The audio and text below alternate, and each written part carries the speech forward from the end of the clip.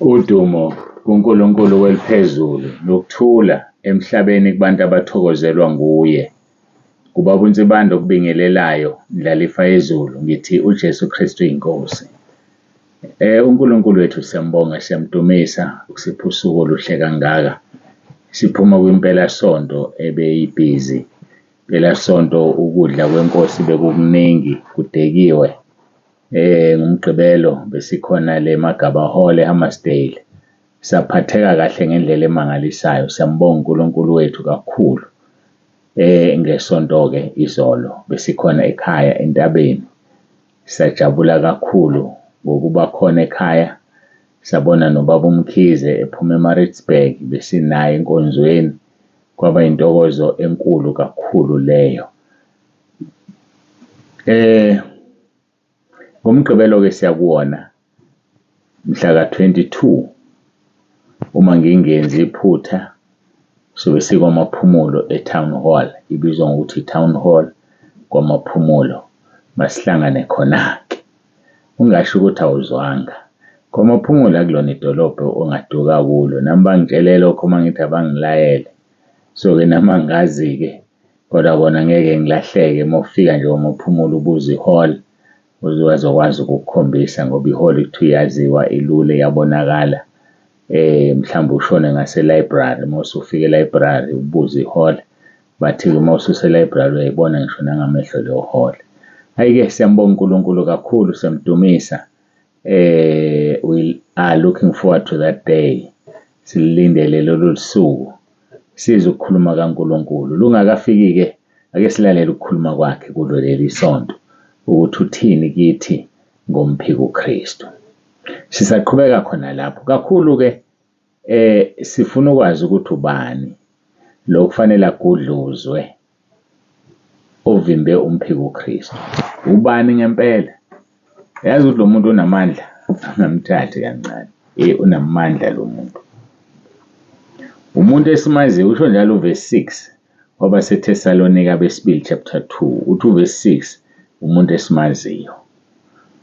Iphuzu lesibili uverse 6 and 7 uthi lo uyamvimba ongenamthetho. Lo unamandla ngokwanele ukuvimba ukubonakala noma ukwambulwa kongenamthetho. Lo muntu lo uzomvimba ongenamthetho aze agudluzwe yena emhlabeni abese yavela ongenamthetho. Lo muntu lo ubizwa ngoHe. UHe umele umuntu wesilisa. Lo muntu lo kufanele asuswe kuqala emhlabeni engakabuyi uJesu wesibili. Ngakuchaza ukubuya kaJesu wesibili. Sikhuluma ngokuthi ethinte umhlabathi, to touch down on earth. So uma ethinta umhlabathi wazalwa ukufika kwakhe kokuqala. Ufika kwakhe wesibili uzobe sebuya ethinta umhlabathi. Khumbula mayelanda ibandla akaze ufike emhlabeni. Uzobe lapha emoyeni. Lisho njalo izwi lenkosi. So-ke lo uzogudluzwa emhlabeni engakabuyi uJesu ukubuya kwakhe kwesibili. Ngeke abe khona lo ngesikhathi uJesu eqeda umphiko uKristu ngomoya womlomo wakhe. Lisho njalo abaseThesalonika bokuqala uchapter 4 moqala ku13 mangaphazami kula ko verse 17 noma 16 lithi-ke kumelwe ukuthi aqedwe ngomlomo kaKristu. Kufanele aqedwe ngomlomo kaKristu. Awuthi ngibheke kancane la konke engizama ukuyibona kubo laba abaseThesalonika ngaphambanisa incwadi. Yangapha kulaba besibili okuthiwa inkosi izomqeda ngomlomo wayo. Uverse 8 loyo, uverse 8 izomqeda ngomoya womlomo wayo kwabasibili abaseThesalonika. Akubona bokuqala, corrections ngiyaxolisa. Ngakho-ke sifuna ukwazi ukuthi ubani phakathi kohulumeni. Ohulumeni bayabusa baningi, khona wase South Africa, Botswana, Swaziland, kanjalo kanjalo nasemazweni angaphandle o-UK, USA, o-China, o-Russia, ohulumeni. Kuze kufake igudluzi ohulumeni ukuze umpheki woKristu angene abuse. Okwesibili, kungaba ibandla okufanele ligudluze ukuze umpheki woKristu angene abuse. Okwesithathu, kungaba umoya ongcwele okufanele agudluze ukuze abuse umpheki woKristu noma ongenamthetho. La kahle kahle kukhulunywa ngongenamthetho, ukuthi ongenamthetho vele umpheki woKristu. Kodwa-ke mhlawumbe angisebenzise ilanguage yakhona, ongenamthetho. BaseThesalonika besibili chapter 2 likhuluma kanjalo. Lithi ngokuba lukufika usuku kungakaqali ukuhlubuka nokwambulwa komuntu ongenamthetho. But lo ongenamthetho ukhona lo mvimbili ukuthi ambulwe. Yilo isikho esifuna ukukuthola-ke. Singakayi-ke ezweni lenkosi esilifunda namhlanje, ngiyacela nje ukuthi ngiguqele inkosi yami uJesu Kristu waseNazaretha bese ngiyakhuleka. Bekuyoba kuhle nawe uma uzoguqa lapho khona.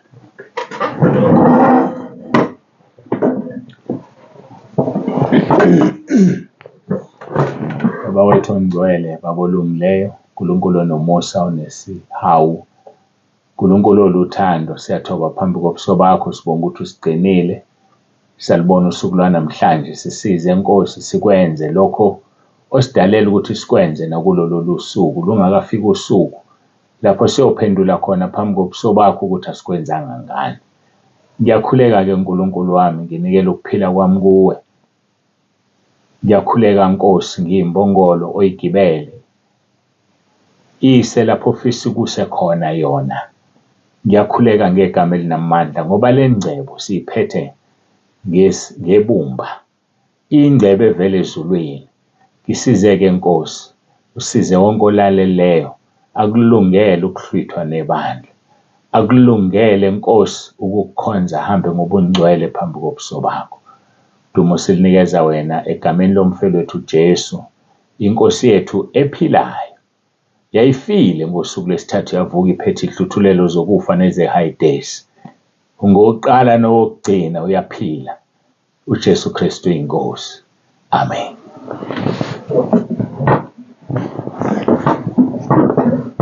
Siyambonga kakhulu uNkulunkulu wethu, siyamdumisa. Bangcwele muhle, uyisimangaliso, uyisimangaliso.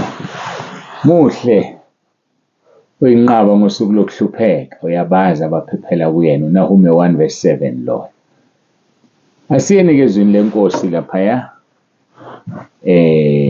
la sifunda khona makezinye izinto la John chapter 17. John chapter 17 sofunda verse 20 no 21. Kufundeka-ke kanje: angitsheleli laba bodwa, kepha nalabo abakholwa yimi ngezwi labo. Verse number 21, ukuba bonke babe munye njengalokhu wena baba ukimi nami ngikuwe, ukuba uqobo babe kithina, ukuba nabo babe kuthina, ukuze izwe likholwe ukuthi wena ungithumile. Sivimbe nezwe ukuthi likholwe ukuthi uNkulunkulu wethu uthunyiwe, uJesu Kristu inkosi yethu uthunyiwe. BaseThesalonika besibili chapter 2 ngizofunda uverse 5, 6, 7 no 8. Anikhumbuli yini ukuthi ngisekhona kini nganitshela lokho na? Senikwazi ukumbambezelayo ukuze ambulwe ngesikhathi sakhe. Ngokuba imfihlakalo yokungabi namthetho isiyasebenza kuphela ukuze kudediswe yena ombambezelayo manje. Lapho-ke uzokwambulwa lowo ongenamthetho eyakumqeda inkosi uJesu Kristu ngumoya womlomo wayo, imchithe ngokubonakala kokufika kwayo. Inkosi yethu uJesu mayisefika uzomchitha umpheki uKristu. Uzomchitha ngomoya womlomo wakhe. Yini umoya womlomo wakhe? Sengihamba phambili kanti mhlambe siseza lapha. Yini umoya womlomo wakhe? Inkemba. Emlonyeni wakhe kuphuma inkemba eyizwi lakhe. Uzomqeda ongenamthetho ngenkemba ephuma emlonyeni wakhe. Ayike Ake sibuyele-ke lapha besikhuluma khona uxolo ngomoya ongcwele. Sikhulumile-ke kakhulu ngomoya ongcwele. Ngicabanga ukuthi namhlanje siyayivala i-chapter yakhe ngoba sikhuluma ngokuthi ngabe uyena yini ofanele agudluzwe ukuze umphiko uKristu asebenze. Masiqala-ke lapha ku-verse 7. Kodwa mina nginitshela iqiniso lokuthi kunilungele. NgokaJohane chapter 16, ngokaJohane chapter 16 verse 7. Siqhubeke-ke siku-15. Kodwa mina nginitshela iqiniso lokuthi kunilungele ukuba ngimuke, ngokuba uma ngingamuki umduduzi kayikuza kini, kepha uma ngimuka ngiyakumthumela kini. Verse number 8. Lapho esefikile yena yakuqondisa izwe ngesono nangokulunga nangokwahlulela. Ngesono ngoba bengakholwanga yimi. Kuyisono ukungakholwa iNkosi uJesu. Verse number 10. Ngokulunga ngokuba ngiya kuBaba. Ukuya kwakhe kuBaba uJesu kwakuprova ukuthi u-righteous. Kwakuprova ukuthi ungcwele. Ngakho umoya ongcwele uzohlulela izwe ngokulunga. Uxolo uzohlulela izwe ngokulunga ngoba yena uya kuBaba. Verse number 11. Ahlulela izwe ngokwahlulela. Uzoqondisa izwe ngokwahlulelwa ngokuba umbuso walelizwe wahlulelwe. Number 12. Ngisenokuningi okokunitshela kodwa ningekuthwale manje. Verse 13. Kepha nxa esefikile yena umoya weqiniso uza kuniholela kulo lonke iqiniso, ngokuba akayikhuluma ngokwakhe kodwa lokho akuzwayo uyakukhuluma, anibikele okuzayo. Umoya ongcwele, umoya kaNkulunkulu, usibikela izinto ezizayo. Izinto ezizayo zisi-surprise, uyasibikela. Njengoba kulezi iy'nsuku noma ngiphumile sikhuluma ngokuthi bayohlulelwa nini, sohlulela nini izwe ney'ngilosi. Umoya ongcwele ukhuluma lapho. Umoya ongcwele uhambula lezo zinto ngoba uyasibikela okuzayo. Mhlawumbe wena ufuna ukusebenza ngomoya wokubhula, ukuthi kube khona izwe likutshela athi wena ntambama wena sibanibani kuzokwenzeka ukuthi kuzofika ubani asisebenzi kanjalo. Usibikela okuzayo. So uma uzilalelisisa lezi nkonzo khona uzokufunda. Siyabikelwa usemsebenzini umoya kaNkulunkulu, usibikela okuzayo. Verse number 14. Uyakungikhazimulisa kusho uJesu ngokuba uyakuthatha kokwami anibikele khona. Number 15. Konke uBaba nakho kungokwami. Ngalokho-ke ngithe uyakuthatha kokwami anibikele khona. Isimanga lesi ukuthi konke anakho uJesu kungokayise. Konke uyise anakho kungokweNkosi uJesu. Konke nje. Unani wena? Unemoto? Unomuzi? Unomshado? Uney'ngane? Unendawo? Unesite? Unani wena ungixoxele? Mina ngifuna ngixoxele ukuthi nginani? NginoJesu. Konke abacabanga ukuthi abantu kungokwami akusikhona okwami, okwakhe. Hayi akusikhona. Ngikhumbula umfundisi elwa necele lithatha konke nginoJesu. Izandla zami, iy'nyawo zami wayihlaba leyo nto wathi uzohamba ngani uma usunikele ngey'nyawo zakho? Uma unikela ngezandla zakho uzodla ngani? Akungabona ukuthi usenyameni aka-understand. Akazi ukuthi isho ukuthini le nto. Isho ukuthi angisezuyihamba iy'ndlela zami ngalezi y'nyawo ngoba kuzona ezami ezikaJesu. Angisezuphatha izinto ongafanele ngiziphathe ngalezi zandla. Njengoba ngingowesilisa nje angizokuphatha abantu besifazane ngazo. Sho njalo abaseKorinte, uqala chapter 7, uverse 1. Asibheke sikhuluma ngokuthinta. BaseKorinte bokuqala chapter 7 uverse 1 ukhuluma isimangaliso. Maqondana nalokho enalo bangakho kuhle umuntu ukuba ngamthinti wesifazane. Ngothatha ihumusho lesingisi lisho that a man should not touch a woman, angamthinti. Awukwazi ukuthinta umuntu wesifazane uzokhulekela abantu ebandleni. Uthinta umuntu wesifazane ngazo lezo zandla uzoyiphakamisa. Uthi umpostoli Paul lapha kuTimotheyu, Ngifisa amadoda onke ezindaweni zonke akhuleke phakamise izandla ezimhlophe nezingcwele. Zinjani izandla zakho? Zinjani? Kade zenzani? Bezithintani? Bezenzani lezi zakhe izandla? Izandla kufanele zibe ngcwele. And uthi amadoda, mayisho amadoda-ke, anushilo wathi akekho owesilisa nowesifazane sonke simunye kuKristu. Usho amadoda ekukholweni ngoba nabesifazane kuthiwa baqine babe ngamadoda ekukholweni. So-ke nawe wesifazane uyindoda, phakamisa izandla ezinjani? Kade zenzani izandla zakhe ebusuku? Awungixoxele, bezenzani? Uyathokoza uNkulunkulu ngazo, kodwa athi uyiphakamisa, umdumisa. uNkulunkulu akayithandi lo mpilo. Uthi-ke abaseKhonto lokuqala chapter 7 verse 1, maqondana lokho enalo bangakho, kuhle ukuba umuntu angamthinti owesifazane. Kodwa ngenxa yobufebe, verse number 2, akube yilo naloyo abe nowakhe umfazi, nalowo wesifazane abe neyakhe indoda. Sengidlulile-ke lapho, sengibuya-ke kuleli zwi esikhuluma ngalo. Konke ubaba nakho kungokwami. Ngalokho-ke ngithe uyakuthatha kokwami anibikele khona. Lokhu awukababa wakhe inkosi yethu uJesu uthi kungokwakhe. So mayethi uMoya Ongcwele uyothatha kokwakhe asibikele, usasho kona lokho kababa okwakhe. Ngibuze mina umbuzo ngathi wena unani? Yazi mina ukuthi anginalutho. Konke okwami ngakunikela. Mawungibona ngifaka isudu, ngifikile ngakini ngizoshumayela, okwazi akuyona yami luso. Izicathulo akuzona ezami. Konke ongafuna ukubona kusikhona okwami, ngoba mina nginjani, ngakunikela konke kuye. So anginalutho mina, ngiyaxolisa kulaba ababonayo ku-YouTube. Benginwaya sengizoze niphatheke kabi nani la ku-WhatsApp. Cha, khona indawo ebiluma nje-ke nganwaya. Ngikubona uma ngizibuka la kuyona into enhle, ngiyaxolisa. Kufanele ngiqinisele nje. Bazalwane, uNkulunkulu uluthando. uNkulunkulu unomoya ongcwele wakhe, unoJesu wakhe, bamunye bobathathu, uNkulunkulu uziqu zintathu. Ngakho-ke lokho umoya ongcwele ayokukhuluma uyobe kuthatha kokwenkosi yethu uJesu. Wena uma ukhuluma uthatha kokabani?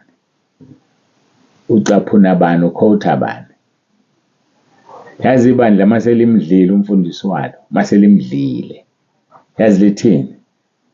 Umemile umuntu efakaza athi ngikhumbula ubaba eshamgagule ngesibongo umfundisi wakhe. Baba umfundisi usibani bani mayishumayela ethi hey ngiyathandaza inkosi ingisize. Nomunye ekhuluma akamphakamisi kodwa ukhowutha amagama, indaba na bamdlile umfundisi wabo.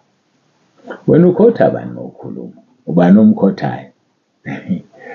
Ubani omcaphunayo? Yabona-ke mina seniyangazi vele mina mangikhotha ngikhotha izwi. Ngikhotha nje izwi ngoba izwi elikhuluma phezu kwami. Wena ukhotha bani? Lo muntu omkhothayo unjani? Kuhle umkhotha uzofika ezulwini noma hamba ukhotha nje. Hamba ukhotha nje, uthatha ama-quotes noma wobuhlobisa ispeech sakho. Hhayi, asihlobise ispeech. Uthatha kokabani wena mawukhuluma? Hhayi-ke asidlule. Ngibuka isikhathi, kanti isikhathi sigijima kanjani namhlanje? Ngicabanga ukuthi vele sesimqedile u-18. Kodwa khona indawana engifuna ukudlula kuyona.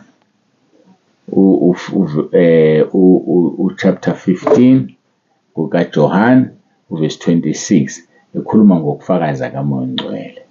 Uthi uJesu nxa isefikile umduduzi engiyakumthumela kini evela kuBaba, umoya weqiniso ophuma kuBaba, nguyena oyofakaza ngami. So mawuze umuntu efakaza ngoJesu, ingoba unomoya ongcwele, ngoba umoya ongcwele ofakaza ngaye. Mawuze umuntu engakwazi ukufakaza ngoJesu, ingoba akanayo umoya ongcwele. Mawuze umuntu egxeka igama elithi uJesu Kristu uyinkosi, ingoba akanayo umoya ongcwele. Ngoba umoya ongcwele ufakaza ngoJesu.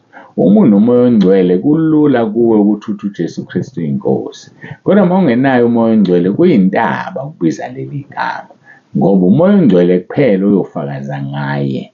Abesethi kuverse 27, nani niyafakaza ngokuba beninami kwasekuqaleni. Thina sizofakaza ngaye uma besinaye kwasekuqaleni. So umuntu onomoya ongcwele akakwazi ukumelana negama elithi uJesu Kristu inkosi, ngoba umoya ongcwele ufakaza ngaye. Khumbula, inkosi yethu uJesu noNkulunkulu Baba bahlala kithi ngomoya ongcwele. Mawufunda u1 John chapter 3 verse 24, lithi ogcina imiyalo yami uhlala kuye, naye uqobo uhlala kuye. Siyazi ngalokho ukuthi uhlala kithi ngaye umoya asinike yena. So umuntu oclaim ukuthi unoNkulunkulu ingoba esitshela ukuthi unomoya ongcwele. Kumangaliseka umuntu athi unomoya ongcwele kodwa bekhuluma izinto noma enza izinto eziphikisa lokho akushoyo. Lithi-ke uhlala kithi ngaye umoya asinikeze yena. Uma sibheka ku chapter 4 verse 13, 1 John chapter 4 verse 13, lithi 13, ngalokho siyazi ukuthi sihlala kuye naye kithi ngokuba usiphile okukamoya wakhe. So sihlala kuye naye kithi ngokuba usiphile okukamoya wakhe.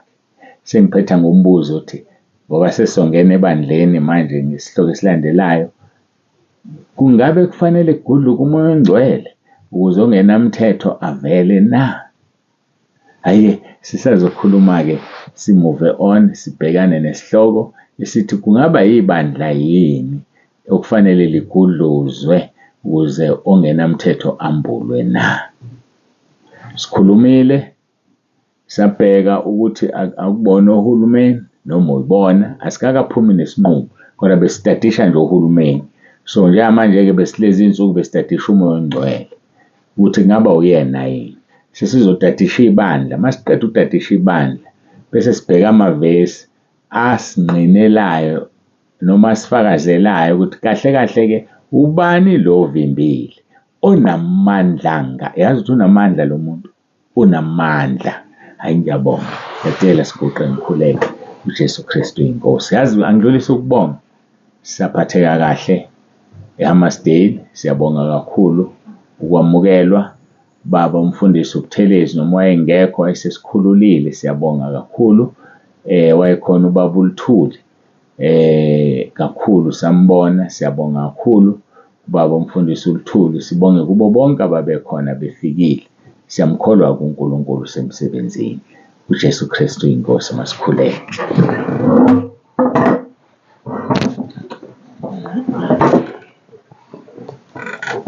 Baba, egameni likaJesu uNkulunkulu onomusa, siyabonga ukuthandwa, siyabonga ukufelwa esiphambanweni, siyabonga ukuthengwa.